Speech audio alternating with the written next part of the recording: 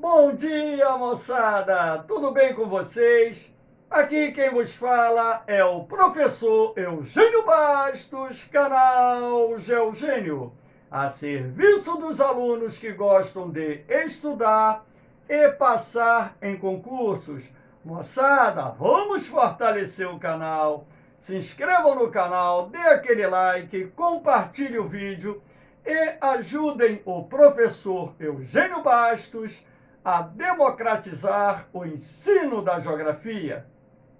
Moçada, hoje nós estamos gravando o nosso 150º vídeo, ou seja, em menos de 6 meses foram gravadas 150 aulas, uma marca impressionante na medida em que o professor que aqui vos fala, ele também dá aula, dá 60 tempos de aula por semana. Então, essas gravações estão sendo realizadas aos sábados, domingos e feriados.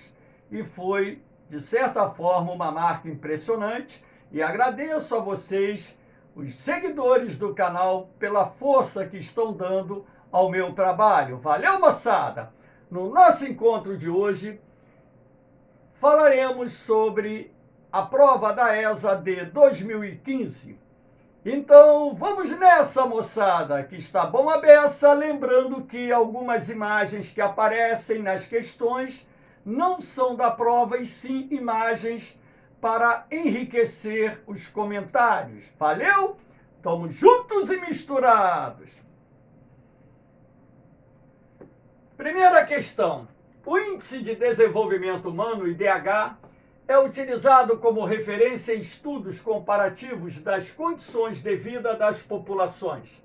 Seus 3 grandes indicadores são, lembrando que o IDH foi criado no início da década de 1990 para medir o desenvolvimento humano dos países. A ONU, ao criar o IDH, nos permitiu analisar o desenvolvimento humano dos países através de 3 critérios ou 3 indicadores de suma importância, que são a expectativa de vida ao nascer ou esperança de vida ao nascer, tanto faz, o nível de instrução, que envolve a escolaridade, a educação, por exemplo, a média de anos de estudos da população com idade superior a 22 anos, e a taxa de analfabetismo para pessoas acima dos 15 anos de idade, e também o PIB per capita ou renda per capita, tanto faz.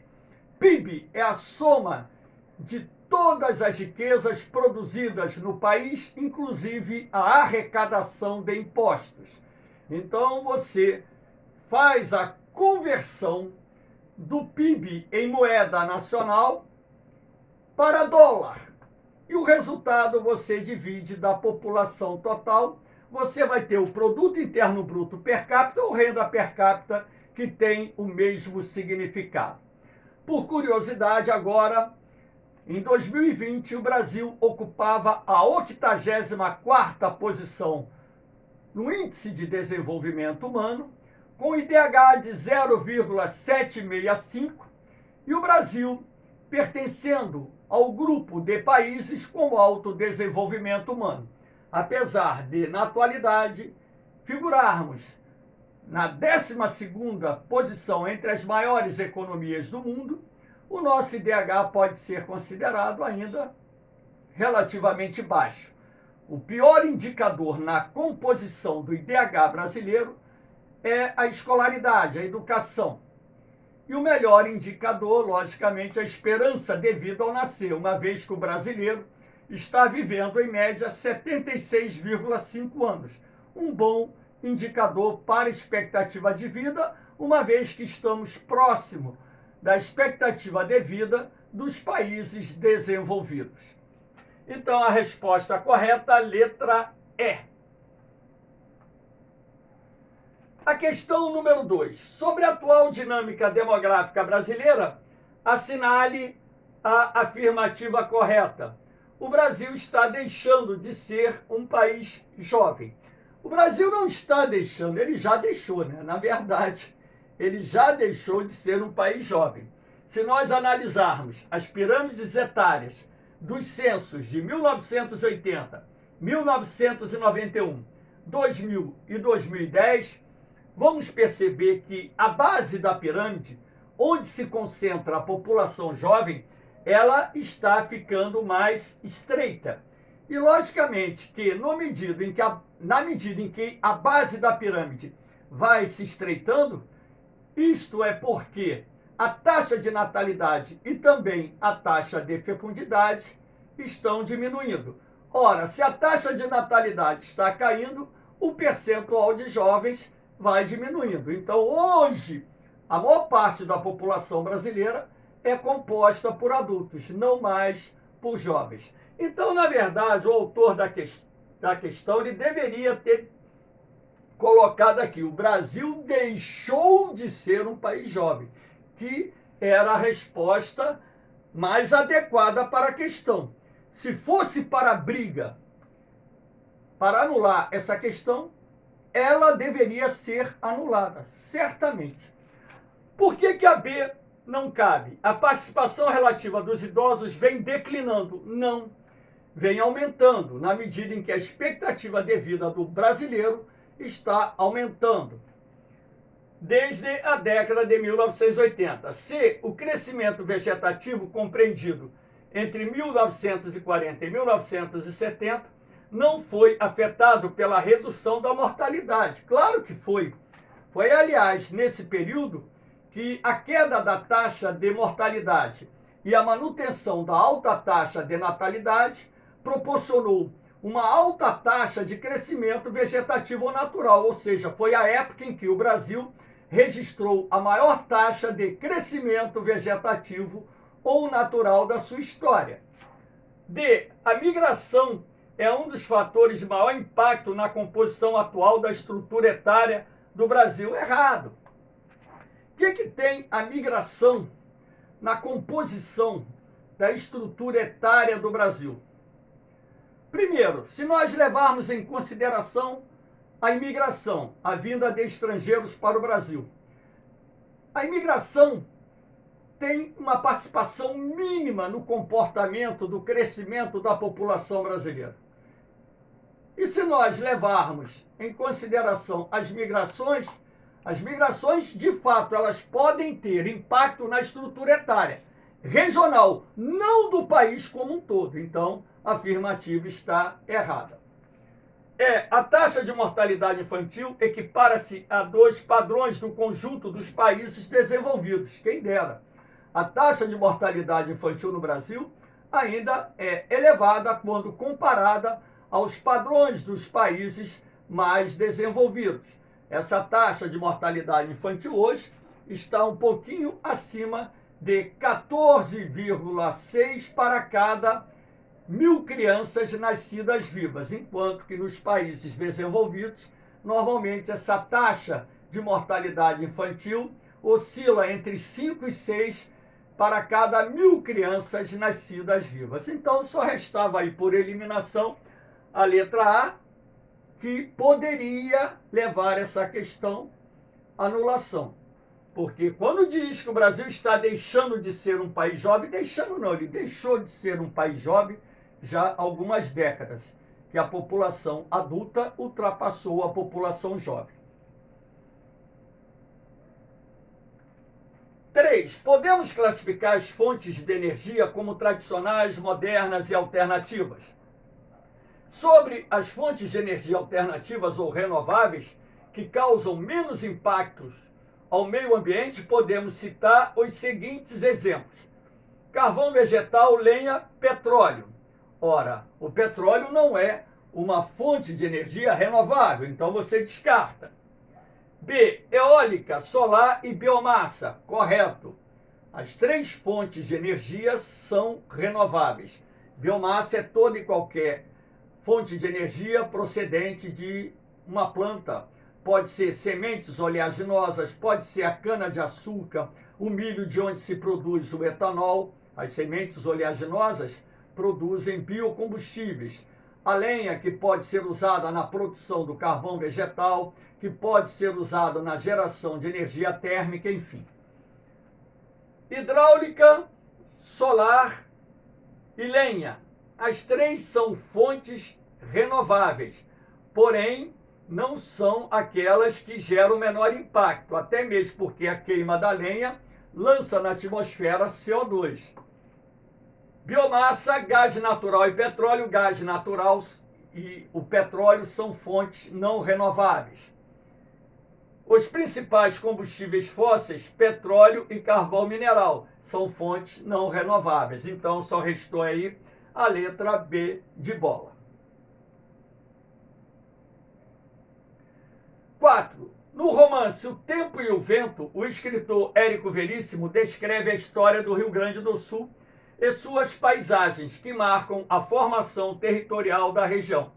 Identifique e marque o clima predominante nesse estado brasileiro.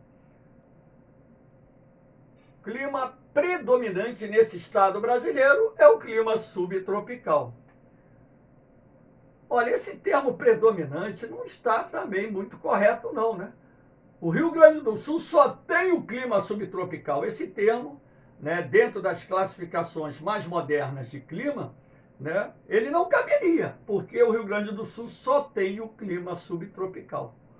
Mas o Rio Grande do Sul está totalmente dentro da faixa dominada pelo clima subtropical, assim como Santa Catarina e a maior parte do estado do Paraná, sul de São Paulo e um pedacinho do sul do Mato Grosso do Sul.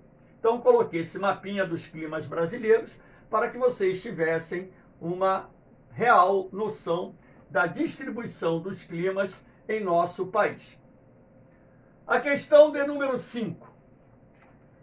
As migrações são realizadas temporariamente em uma determinada época do ano.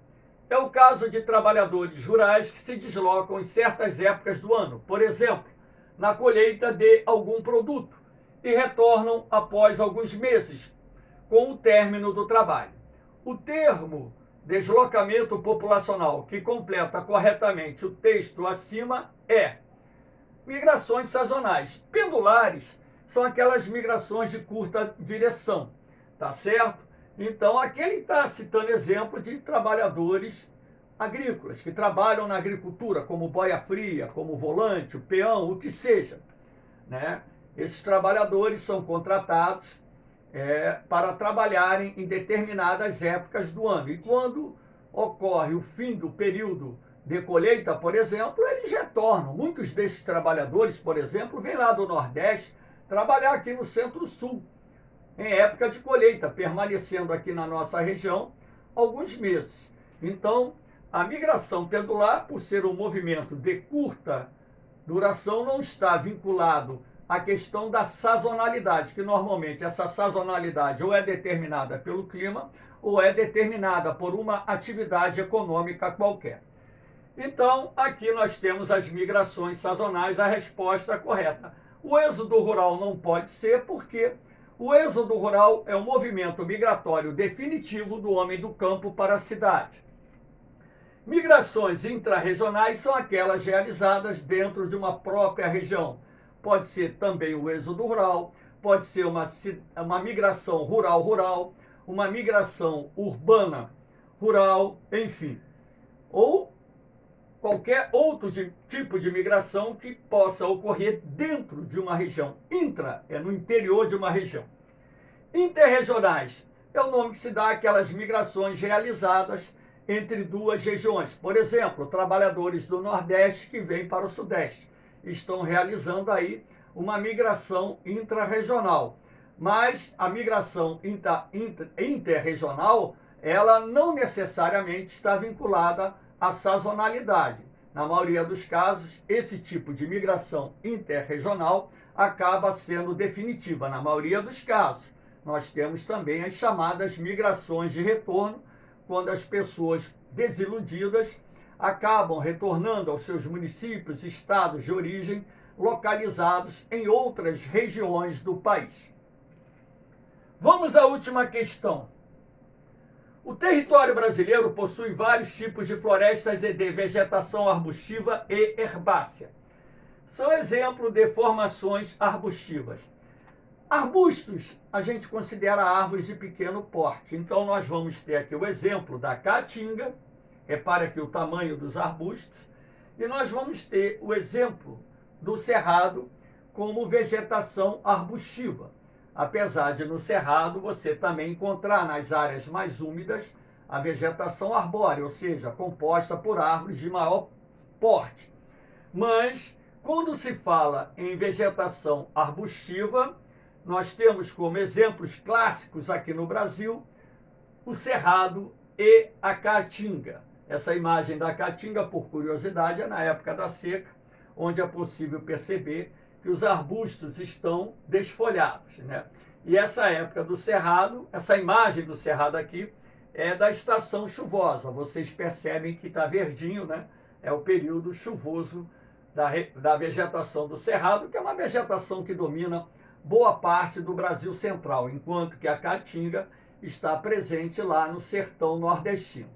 Valeu, moçada! Espero que vocês tenham gostado dos comentários, dê aquele like, compartilhe o vídeo, se inscrevam no canal e ajude a fortalecer esse trabalho. 150 vídeos, uma marca impressionante para 5 meses de gravação, algo que eu vou agradecer em parte a ajuda de vocês que estão se inscrevendo no canal, que estão compartilhando o vídeo, aqueles que estão deixando seus comentários, elogiando o trabalho, elogiando as aulas, enfim.